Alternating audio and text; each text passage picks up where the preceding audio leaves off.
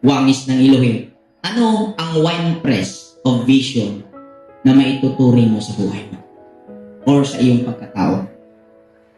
Ano ang wine press of vision? Ano kaya ito? Kung ikaw sis, ano kaya para sa'yo ang wine press of vision? Buganan sa bino sa mga pananaon, unsa ka ni siya? Unsa ka ni siya nga ideya? Ha? Kasinatian? Para unsa man siya paggamit? Ang wine press of vision tumutukoy sa mga karanasan sa buhay na tiningnan mo ito at iyong, kung sabi pa, ginawa mong karunungan.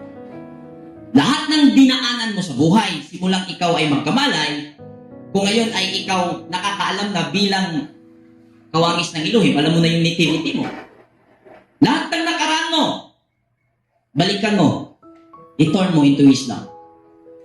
Siksika ng karunungan sa mga araw na ito. Unbreakable ka. Amen po ba? Yan po ang wine press of vision. Ang puganan sa Biblia.